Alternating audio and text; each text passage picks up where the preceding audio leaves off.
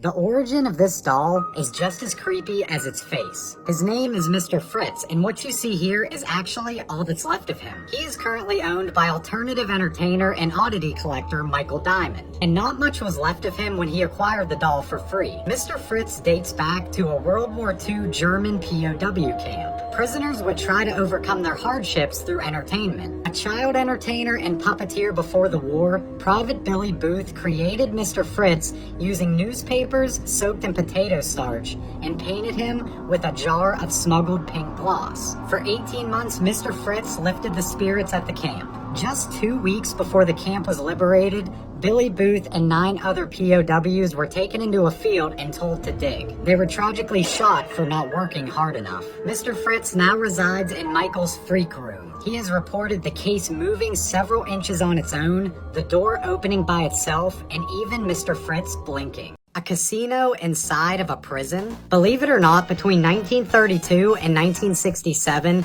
the Nevada State Prison offered blackjack, craps, poker, and even sports betting. The casino was ran and self-policed by the inmates themselves. A portion of the take was added to an inmate welfare fund. It was actually considered a nice distraction from the wardens at the time. In 1967, when Warden Carl Hawker came into power, he called for more wholesome and productive activities. The casino was closed and the building demolished. How these ladies made a fortune off their long hair. The 7 Sutherland sisters were talented musicians and singers, but what really drew in the crowds was their long hair. Eventually touring with world fairs, dye museums, and even P.T. Barnum. Sarah, Victoria, Isabella, Naomi, Grace, Mary, and Dora were billed as the 7 wonders of the world. And they had their mother to thank for the 37 feet of hair they shared between them. Growing up, she would use a special smelly lotion on their hair, which clearly worked. They sold what they called hair fertilizer, and they claimed it was their mother's secret formula. Since the recipe died with their mother, they created their own. Not even the death of Naomi stopped the sisters, as they simply hired a replacement and kept the show on the road. Their first year alone, they saw $90,000 in sales, netting over $3 million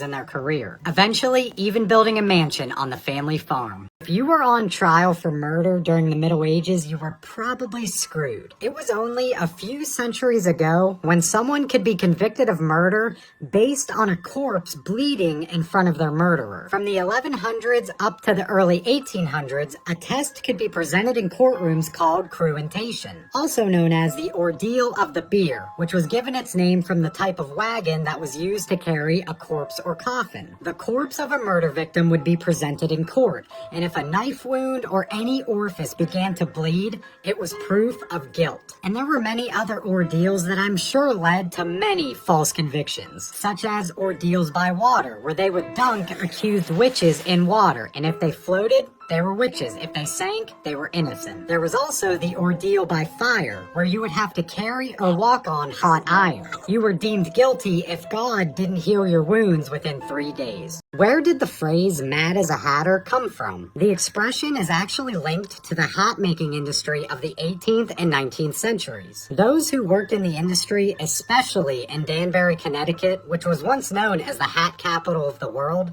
were exposed to toxic mercury nitrate. The exposure caused substantial damage to the workers. Itching, burning, loss of hair, dizziness, confusion, hallucinations, slurred speech, irritability, and tremors. The tremors became known in Connecticut as the Danbury Shakes. The use of mercury was banned in 1941, but it didn't just disappear from Danbury. High levels of the toxin are still evident on the ground at which the factories stood. The self-castrated Boston Corbett, the man who shot John Wilkes Booth, was also believed to be a Mad Hatter. But that's a story for another day. The time a professional baseball player tried to hijack an airplane. In 1935, after learning that his season with the Dodgers was over, Len Konecki boarded a flight to New York. During the flight, he drank a quart of whiskey, harassed passengers, and even struck a stewardess. They had no choice but to restrain him and shackle him to his seat, where he eventually passed out. He was removed from the flight unconscious and placed in the Detroit airport. When he woke up, he boarded another flight to Buffalo. During During this flight, he had a disagreement with the pilot and another passenger, and he attempted to take control of the airplane. To avoid the plane from crashing, he was struck over the head with a fire extinguisher. The blow caused a fatal cerebral hemorrhage. A hitman came to kill her, but she is the one who walked away alive. On September 6, 2006, emergency room nurse Susan Kuhnhausen had returned home from a long shift and was ready to relax. Moments after she enters her home, a man attacks her with a claw hammer from her darkened bedroom.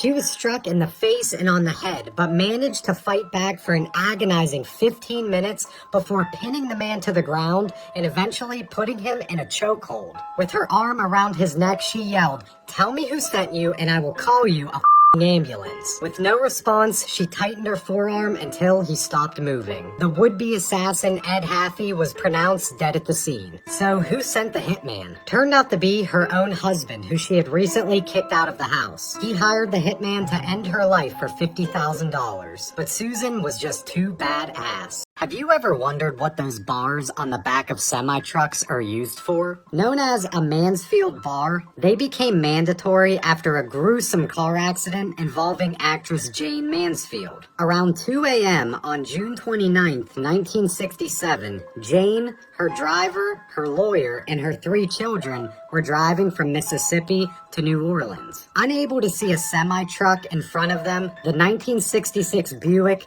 crashed into the back of the trailer, shearing off the roof of the car. The 3 adults in the front seat died on impact, and the 3 children sleeping in the back amazingly survived. One of the surviving children is well-known Law and Order actress Mariska Hargitay. As a result of the horrific crash, the National Highway Traffic Safety Administration ordered all semis to change their design. You have never seen a cemetery quite like this one. Located in Romania, it is known as the Mary Cemetery. Over 800 wooden crosses bear the life stories, the causes of death, and sometimes the dirty details of those who have passed away, with some being a little more grim and morbid than others. A man named Stan began the tradition in 1935, which was carried on by one of his apprentices. The wooden crosses were his way of immortalizing the community in a way that celebrated life rather than mourning death.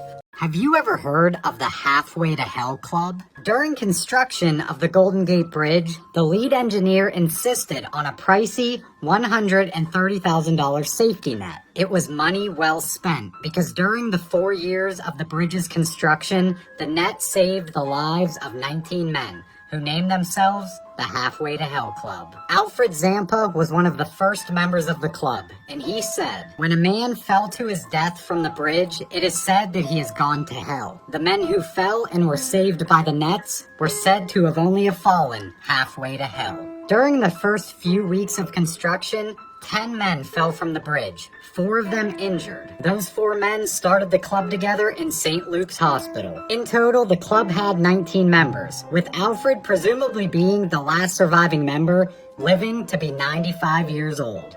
Thief Joshua Dobson should have added more points to his sneak skill before he tried to hide from police in July of this year. Police had been searching for the 18-year-old since May after he stole an SUV. While searching his girlfriend's house for the young criminal, they noticed a 5-foot teddy bear in the corner that was breathing. Stuffed inside the giant bear was Joshua Dobson, who was arrested and charged with stealing the SUV, as well as other crimes he committed back in March. He was sentenced to 9 months in a youth offenders institution, putting an end to this grisly thief.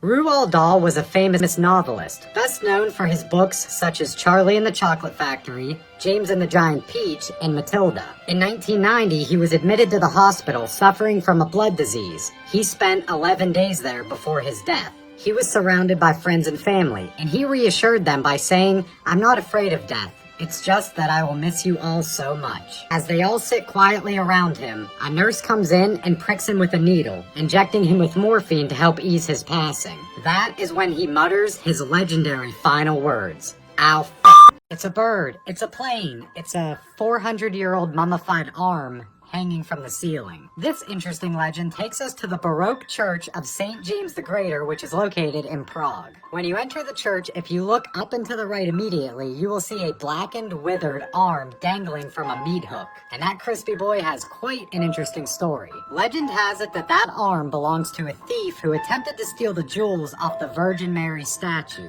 When the thief went for the jewels, the statue reached out and grabbed him and held him there. When the parishioners discovered him, they could not get his arm from the statue, so they were forced to amputate it. Many of the parishioners were apparently part of the Butcher's Guild. When the limb was removed, the statue let go of the arm and went back to its original pose. The arm was then put back up on a meat hook as a remembrance and a warning to others.